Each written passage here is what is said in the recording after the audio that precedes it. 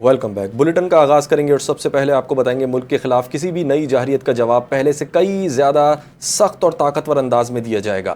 ایران کی مسلح افواج کے ایک سینئر کمانڈر نے خبردار کیا ہے کہ ایران کی فوج ہر قسم کی دشمنانہ کارروائی کا مقابلہ کرنے کے لیے پوری طرح تیار ہے اور ملک کے دفاع کے لیے مضبوطی سے کھڑی ہے۔ غیر ملکی میڈیا رپورٹس کے مطابق ایرانی فوج کے نائب کمانڈر برائے رابطہ امور ریئر ایڈمرل حبیب اللہ سیاری نے اپنے بیان میں کہا کہ دشمن کو یہ بات اچھی طرح سمجھ لینی چاہیے کہ ایران کی سرزمین کے خلاف کسی بھی قسم کی جارحیت کا جواب ماضی کے مقابلے میں کئی زیادہ شدید ہوگا۔ ایرانی مسلح افواج قومی سلامتی اور خود مختاری کے تحفظ کے لیے ہر ممکن اقدام اٹھانے کی صلاحیت رکھتی ہے اور کسی بھی خطرے کا بھرپور جواب دیا جائے گا۔ ان کا مزید کہنا تھا کہ ایران کی دفاعی قوت اور عسکری تیاری دشمنوں کے لیے واضح پیغام ہے کہ ملک کے خلاف کسی بھی مہم جوئی کے سنگین نتائج برآمد ہوں گے۔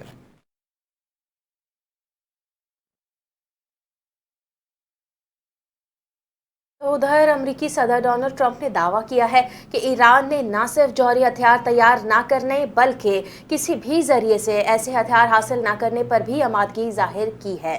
انہوں نے جاری مذاکرات میں ایک اہم پیش رفت قرار دیا۔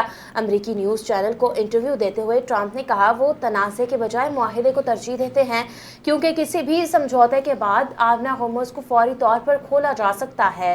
امریکہ کے لیے سب سے اہم شرط یہ ہے کہ ایران کے پاس جوہری ہتھیار نہ ہوں۔ ابتدا میں ایرانی موقف میں صرف جوہری ہتھیار نہ بنانے تک محدود تھا، تاہم امریکہ اعتراض کے بعد اس میں یہ شک بھی شامل کر دی گئی ہے۔ ایران کسی بھی شکل میں جوہری نوعیت کا عسکری ہتھیار خریدنے یا حاصل کرنے کی کوشش نہیں کرے گا۔ ٹرمپ کا مزید کہنا تھا ایرانی مذاکرات کار سخت موقف رکھتے ہیں اور بات چیت میں وقت لگتا ہے، تاہم واشنگٹن جلد بازی کے بجائے پائیدار نتائج کا خواہاں ہے۔ امریکی صدر نے خطے کی صورتحال پر بات کرتے ہوئے دعویٰ کیا امریکہ نے ایران کی عسکری قیادت اور دیگر اہم اہداف کو نشانہ بنایا، تاہم ایرانی فوج کو مکمل طور پر تباہ کرنے سے گریز کیا گیا۔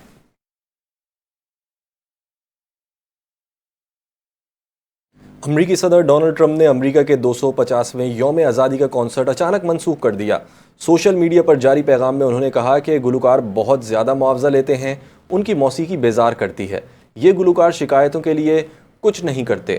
ڈونلڈ ٹرمپ نے بتایا کہ کانسرٹ کے بجائے میک امریکہ گریٹ اگین ریلی نکالی جائے گی۔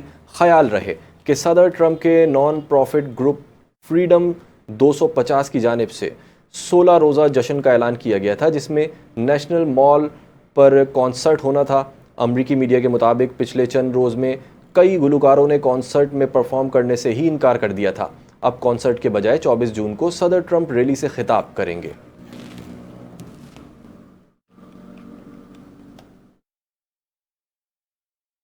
دیگر خبریں شامل کریں۔ حج مشن 2026 کامیابی کے ساتھ مکمل ہوا۔ پاکستانی حجاج کرام کے لیے بہترین انتظامات یقینی بنائے گئے۔ مکہ مکرمہ میں وفاقی وزیر مذہبی امور سردار محمد یوسف نے پریس کانفرنس کرتے ہوئے کہا حجاج کرام کو قیام، سفر اور دیگر ضروری امور میں بہترین سہولیات فراہم کی گئیں، جبکہ سعودی حکومت نے حج مشن کی کامیابی کے لیے بھرپور تعاون اور مکمل سہولتیں فراہم کی۔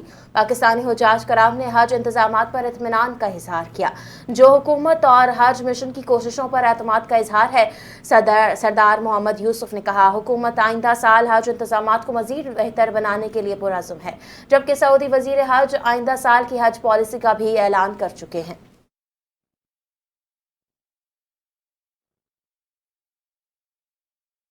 اور سیاسی منظر نامے سے خبر یہ ہے کہ وزیر اعلیٰ خیبر پختونخوا سہیل آفریدی اپنی جماعت کے ناراض ایم پی ایز کو منانے کے لیے متحرک ہو گئے۔ ذرائع کا بتانا ہے کہ سہیل آفریدی رات گئے ایم پی اے عبدالغنی آفریدی کی رہائش گاہ پہنچے، جہاں انہوں نے عبدالغنی آفریدی سے ملاقات کی۔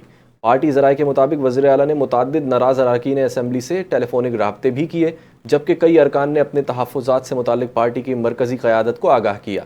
پی ٹی آئی ذرائع کے مطابق مرکزی قیادت نے وزیر اعلیٰ سے ناراض ارکان کو مناسب طور پر ایڈجسٹ کرنے اور ان کے تحفظات دور کرنے کی درخواست کی ہے۔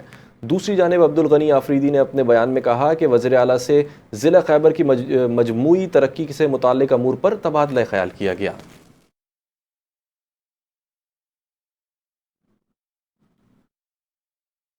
آئندہ مالی سال کے لیے پبلک سیکٹر ڈیولپمنٹ پروگرام کی مد میں 1126 ارب روپے مختص کرنے کی تجویز دی گئی ہے۔ وزیر منصوبہ بندی احسن اقبال کی صدارت میں سالانہ پلان کوارڈینیشن کمیٹی کا اجلاس پیر کو طلب کر لیا گیا۔ اجلاس میں آئندہ مالی سال کے لیے ترقیاتی بجٹ کی منظوری دی جائے گی۔ اجلاس میں وفاقی وزارتوں اور صوبوں کے نمائندے بھی شریک ہوں گے اور کمیٹی کی تجاویز قومی اقتصادی کونسل میں پیش کی جائیں گی، جس کا اجلاس 3 جون کو وزیر اعظم شہباز شریف کی صدارت میں متوقع ہے۔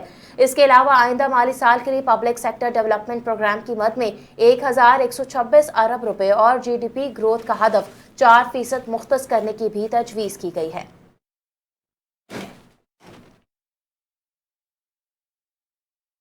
بین الاقوامی مالیاتی فنڈ نے حکومت پاکستان کو تجویز دی ہے کہ مالی سال 2026-27 کے بجٹ میں جنرل سیلز ٹیکس کی معیاری شرح 18% سے بڑھا کر 19% کی جائے۔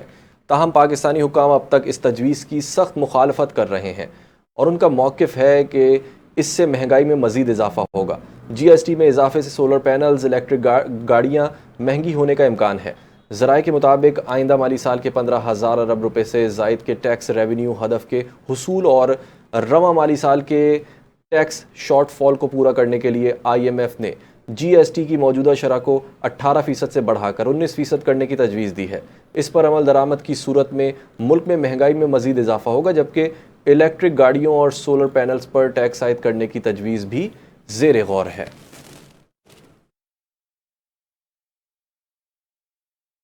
اور آپ کو بتائیں، صدر مملکت آصف علی زرداری نے کہا ہے تمباکو کی مصنوعات صحت اور معیشت کے لیے سنگین خطرات کا باعث ہے۔ موجودہ اور آنے والی نسلوں کو تمباکو کی مصنوعات کے نقصانات سے بچانا اجتماعی ذمہ داری ہے۔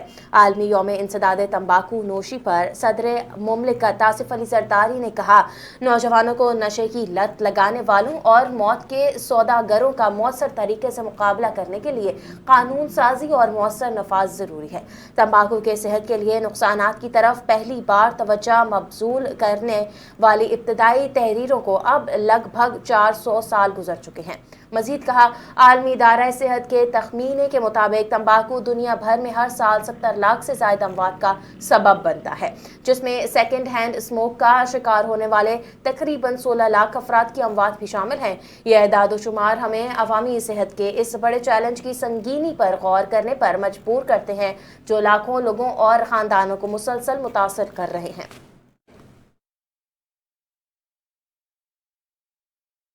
اور اب آپ کو بتائیں، وزیر دفاع خواجہ آصف نے لیسکو اہلکاروں پر واردات کا الزام لگا دیا ہے۔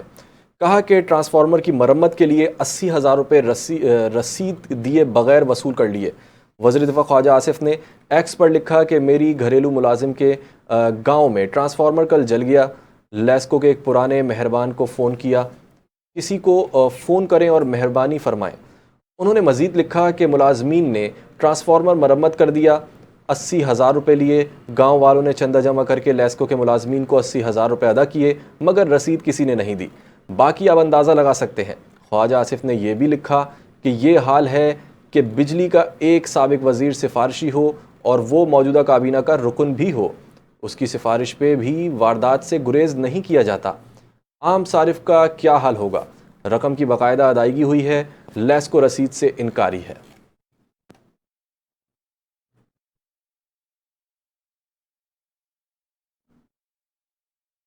مظفر آباد میں عوامی ایکشن کمیٹی اور وفاقی مذاکراتی کمیٹی کے مذاکرات ختم ہو گئے۔ عوامی ایکشن کمیٹی نے 9 جون کو ہڑتال اور لانگ مارچ کی کال برقرار رکھنے کا اعلان کر دیا۔ مشیر وزیر اعظم سینیٹر رانا ثناء اللہ نے کہا، مذاکرات ناکام نہیں ہوئے، کسی بھی وقت دوبارہ ہو سکتے ہیں۔ آزاد کشمیر کے انتخابات آئین کے مطابق ہوں گے۔ حکومت آزاد کشمیر نے اس صورتحال میں آل پارٹیز کانفرنس بلانے کا فیصلہ کیا ہے۔ 6 یا 7 جون تک دوبارہ میٹنگ کا امکان ہے۔ ذرائع کے مطابق آزاد کشمیر میں مہاجرین کی 12 نشستوں کے خاتمے سمیت عوامی ایکشن کمیٹی کی 38 نکاتی چارٹر آف ڈیمانڈ پر مذاکرات ہوئے۔ مذاکرات کے بعد ہی آزاد کشمیر میں عام انتخابات کا شیڈول جاری کرنے کا فیصلہ ہوگا۔ یاد رہے، مذاکرات میں رانا ثناء اللہ، قمر زمان کائرہ، راجہ پرویز اشرف، احسن اقبال، وزیر اعظم آزاد کشمیر فیصل ممتاز راٹھور اور عوامی ایکشن کمیٹی کے ارکان نے شرکت کی۔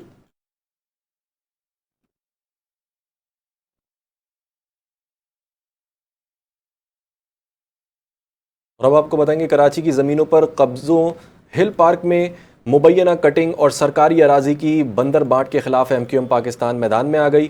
سینئر مرکزی رہنما فاروق ستار نے صوبائی حکومت پر شدید تنقید کرتے ہوئے کہا کہ کہ شہر کو لینڈ گریبرز اور قبضہ مافیا کے حوالے کیا جا رہا ہے۔ تفصیلات عارف حبیب کی رپورٹ میں۔ فاروق ستار نے دیگر رہنماؤں کے ہمراہ پریس کانفرنس کرتے ہوئے کہا کہ 18 برس سے قائم حکومت نے کراچی کی زمینوں کو غیر محفوظ بنا دیا ہے، جبکہ شہر میں جرائم بڑھتے جا رہے ہیں۔ انہوں نے الزام لگایا کہ ہل پارک میں پہاڑی کاٹ کر پلاٹس بنائے جا رہے ہیں اور متعلقہ ادارے خاموش تماشائی بنے ہوئے ہیں۔ لوٹ مار کا ایک بازار گرم ہے۔ بدعنوان اور کرپٹ ترین حکمرانی 18 سالوں سے یہاں قائم ہے، بلا شرکت غیر صوبائی حکومت، اس کے وڈیروں، وزیر اعلیٰ اس میں شامل ہیں، اور پھر میئر کراچی۔ جس طرح بے حسی اور ہٹ دھرمی اور ڈھٹائی کا مظاہرہ ہو رہا ہے، اور اس شہر کو آہستہ آہستہ بلکہ اب تو بہت تیزی کے ساتھ لینڈ گریبرز یا جو زمین پر قبضہ کرنے والے ہیں، جو مافیا ہے، ان کے حوالے کیا جا رہا ہے۔ کراچی بہت تیزی سے قبضہ مافیا اور جرائم پیشہ افراد کی آماج گاہ بنتا جا رہا ہے۔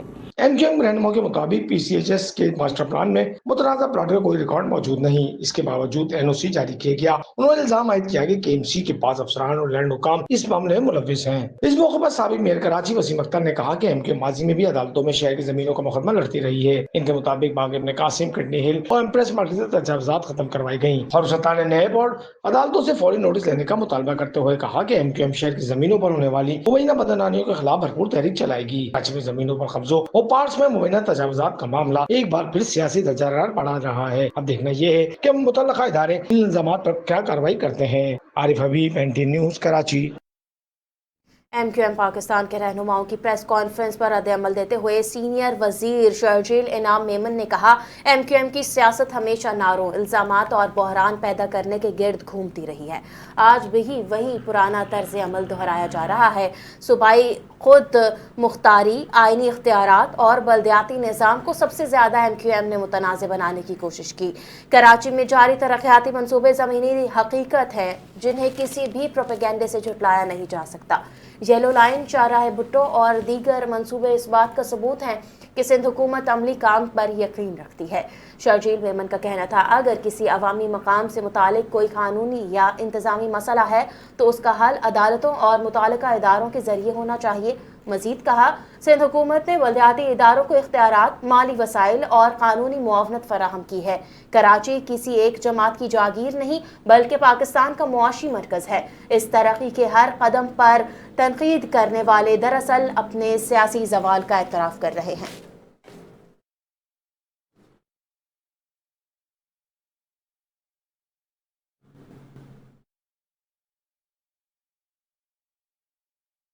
عید الاضحیٰ کے 5 روز کے دوران شہر بھر سے 1,69,961 ٹن علائشیں اور کچرا اٹھایا گیا۔ مجموعی طور پر 81,525 ٹن علائشیں جبکہ 88,436 ٹن کچرا ٹھکانے لگایا گیا۔ میئر کراچی مرتضیٰ وہاب نے پریس کانفرنس کرتے ہوئے کہا کہ علائشوں کو محفوظ انداز میں تلف کرنے کے لیے لینڈ فل سائٹس پر خصوصی خندقیں کھودی گئی تھیں۔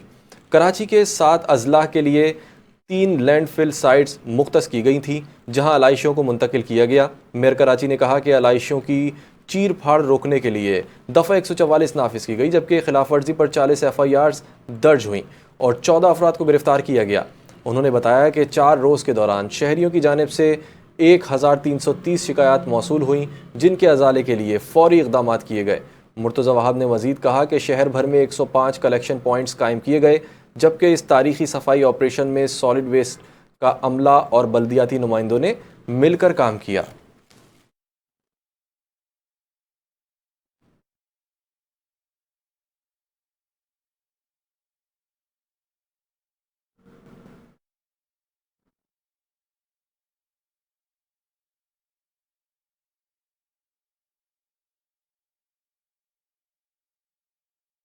پیٹرولیم مصنوعات کی قیمتوں کے حوالے سے خبر شامل کریں گے۔ حالیہ کمی کے باوجود پیٹرول اور ہائی اسپیڈ ڈیزل اب بھی مہنگے ہیں جبکہ لیوی بوجھ میں اضافہ برقرار ہے۔ 36 دنوں کے دوران حکومت نے پیٹرول اور ہائی اسپیڈ ڈیزل کی قیمتوں میں 3 بار اضافہ اور 3 بار کمی کی۔ پیٹرولیم مصنوعات کی قیمتیں 5 ہفتے قبل کے مقابلے میں اب بھی نمایاں طور پر زیادہ ہیں۔ شہریوں پر پیٹرولیم لیوی کا اضافی بوجھ ختم نہ ہو سکا۔ سرکاری اعداد و شمار کے مطابق گزشتہ 36 دنوں کے دوران حکومت نے پیٹرول اور اور ہائی اسپیڈ ڈیزل کی قیمتوں میں 3 بار اضافہ اور 3 بار کمی کی۔ دستیاب اعداد و شمار کے مطابق ہائی اسپیڈ ڈیزل کی قیمت 36 دنوں میں مجموعی طور پر 61 روپے 16 پیسے فی لیٹر بڑھائی گئی، جبکہ بعد ازاں 31 روپے 80 پیسے کمی کی گئی۔ اس کمی کے باوجود ڈیزل پر 27 روپے 36 پیسے فی لیٹر کا اضافہ اب بھی برقرار ہے۔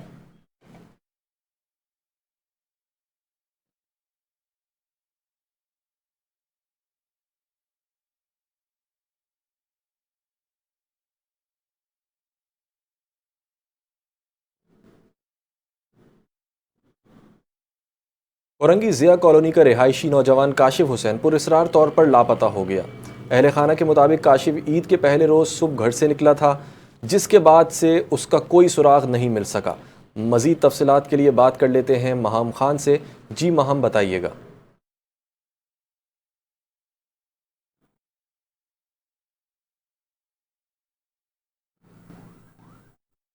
حسین پراسرار طور پر لاپتہ ہو گیا۔ اہل خانہ کے مطابق کاشف حسین عید کے پہلے روز گھر سے نکلا تھا، لیکن اس کے بعد جو ہے وہ گھر واپس نہیں آیا اور نہ ہی اس کے بارے میں کوئی اطلاع مل سکی۔ اس کے علاوہ آپ کو بتاؤں، اہل خانہ کا کہنا ہے کہ کاشف بولنے سے بھی معذور ہے، جس کے باعث انہیں اس کی سلامتی کے حوالے سے شدید تشویش لاحق ہے۔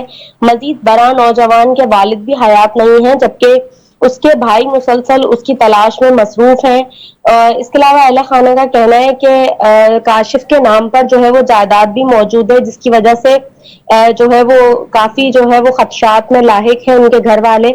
متاثرہ خاندان نے شہریوں سے اپیل کی ہے کہ اگر کسی کو کاشف حسین کے بارے میں کوئی معلومات ہو تو فوری طور پر دیے گئے رابطہ نمبر پر اطلاع دیں تاکہ اسے باحفاظت جو ہے وہ گھر پہنچایا جا سکے۔ جی بہت شکریہ مہام، اپڈیٹ کرنے کے لیے۔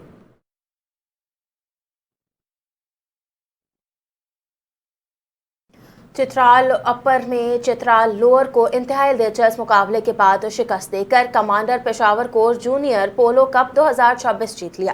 چترال میں دونوں ٹیموں کے درمیان commander Peshawar course junior polo cup 2026 کے دلچسپ اور سنسنی خیز فائنل مقابلے کا انعقاد ہوا۔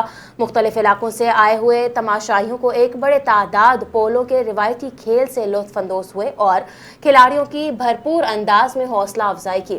عبداللہ رضا فائنل میچ کے بہترین کھلاڑی قرار پائے۔ فائنل میچ کے اختتام پر مہمان خصوصی کور کمانڈر پشاور نے کھلاڑیوں میں انعامات تقسیم کیے۔ اس موقع پر اعلیٰ سول اور عسکری حکام کے ساتھ ساتھ عوام کی بڑی تعداد نے شرکت کی۔ عوام کی بڑی تعداد نے شرکت اس بات کا مظہر ہے کہ چترال کے عوام امن کے داعی ہیں۔ کمانڈر پشاور کور جونیئر پولو کپ 2026 کے کامیاب انعقاد پر چترال کے عوام نے پاک فوج، ایف سی، کے پی نارتھ اور انتظامیہ کا شکریہ ادا کیا۔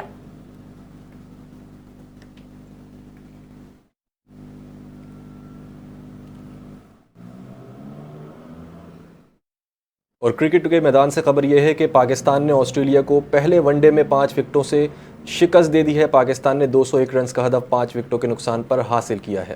اور اسی کے بعد نیوز بلیٹن سے دیجیے گا اجازت۔ دیکھتے رہیے NTN۔